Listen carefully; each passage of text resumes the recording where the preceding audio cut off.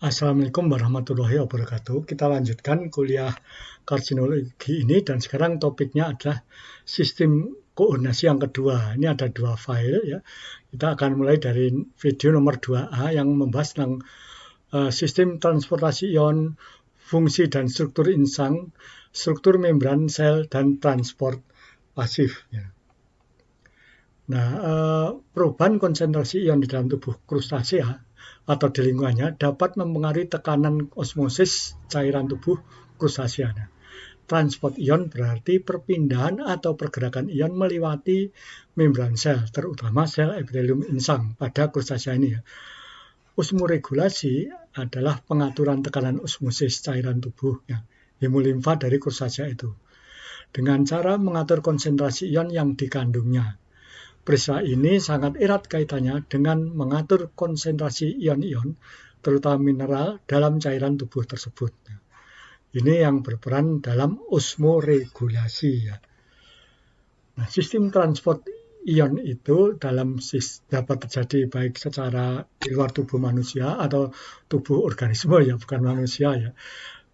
Dan juga di dalam tubuh organisme. Kita yang bicarakan yang di dalam tubuh organisme terutama krustasea. Nah, batasan transport ion ini ya, pada organisme adalah perpindahan atau pertukaran ion dari satu tempat ke tempat lain dalam sistem kehidupan.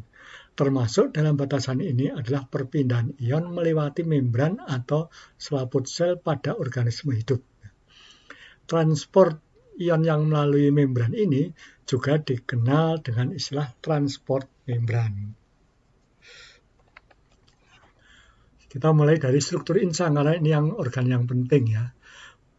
Insang krustasea ini selain berfungsi sebagai organ pertukaran gas, juga mendapat tugas tambahan sebagai permukaan yang berperan penting dalam mengatur tekanan osmosis atau osmoregulasi ya. Nah, epitelium insang merupakan permukaan tubuh yang berhadapan dengan lingkungannya dan berperan dalam mengatur transport ion, asam basa, dan volume cairan darah.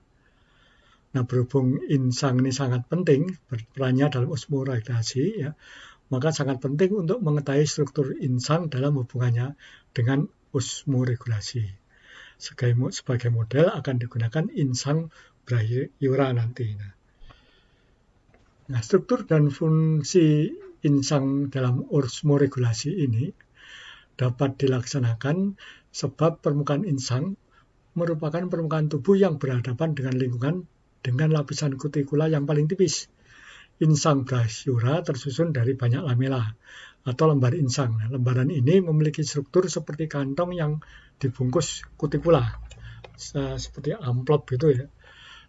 Pada lapisan dalam dari pembuluh darah aferen terdapat bukaan yang berhubungan langsung dengan hemosul di dalam setiap lamela. Jadi gambar ini sudah saudara kenal ketika kita belajar struktur dan fungsi pada krustasea ya. Ini ada bermacam-macam organ atau bermacam tipe insang. Nah, sekarang kita struktur membran sel ini yang pentingnya. Jadi struktur membran sel ini kita ada protein monotipik ya. Ini hanya tidak sampai nembus ya ini ya, hanya permukaan. Terus kemudian ada protein politipik ini yang menembus dari luar menembus membran sel ya. Nah, di sini ada kolesterol. Nah, ini ada protein yang hanya monotipik juga, tidak menembus tapi terikat pada fosfolipid. Ini lapisan fosfolipidnya. Dia agak di lebih luar lagi ya. Nah, ini lapisan fosfolipidnya ya, nomor 5 ya. Ini fosfolipid ya. Ini juga ya fosfolipid ya. Gula. Nah, kemudian ada protein monotipik. Ini tapi ini di dalam ya. Perifilar ya, nempel pada politipik. Kemudian ada glycolipid. Ini adalah gambaran umum tentang struktur membran sel. Nah, epitelium insang dari krustasea yang bersifat urihalin memiliki lipatan kecil yang merupakan perluasan dari membran plasma. Jadi ada lipatan-lipatan kecil gitu ya. Lipatan-lipatan tersebut terpisah satu sama lain dengan jarak lebih besar daripada jarak antar dua sel ya. Jadi agak lebar ya. Nah, daerah apikal dari dua sel epitelium yang berdekatan dipisahkan oleh membran plasma, ya.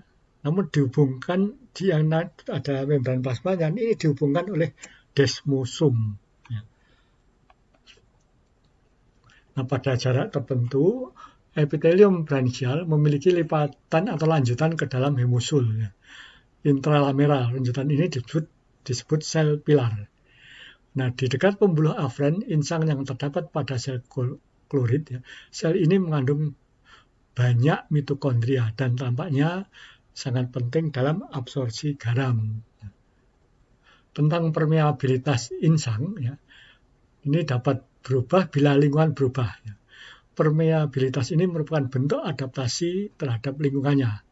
Pada krustasea yang diaklimasi dengan air laut yang diencerkan, permeabilitas insang lebih rendah daripada spesimen yang hidup di air laut. Adaptasi mekanis ini diduga melindungi ketam dari kehilangan ion ketika bermigrasi dari air laut ke air payau. Nah, di bagian insang yang berbeda, permeabilitas juga berbeda. Bagian posterior insang dari Eriocheirs sinensis aktif mengabsorpsi ion dari medium yang diencerkan. Bagian anterior insangnya dipercaya berkontribusi terhadap aliran ion.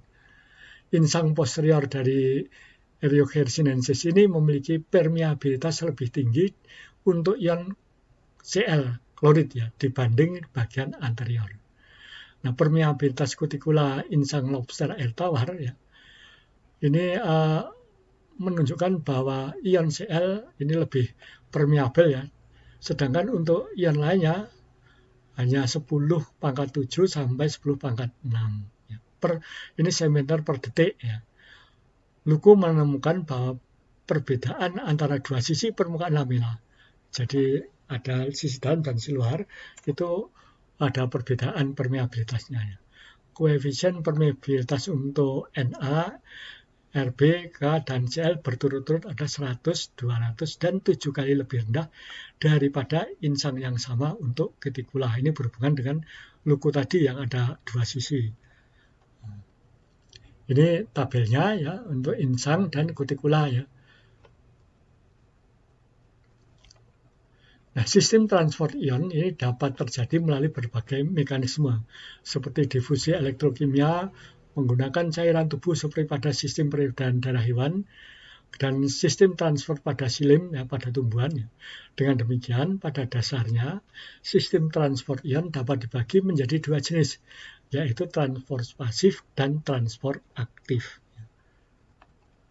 Sistem transportasi ini berkaitan dengan konsentrasi antara dua membran. Ya. Ini ada 4 jenis transport pasif yang utama, yaitu difusi, difusi berfasilitas, filtrasi, dan osmosis. Difusi adalah perpindahan material dari yang memiliki konsentrasi material tinggi ke yang memiliki konsentrasi material rendah. Nah, perbedaan konsentrasi ini biasanya disebut dengan istilah gradien konsentrasi. Nah, difusi akan berlangsung terus sampai perbedaan gradien konsentrasi hilang.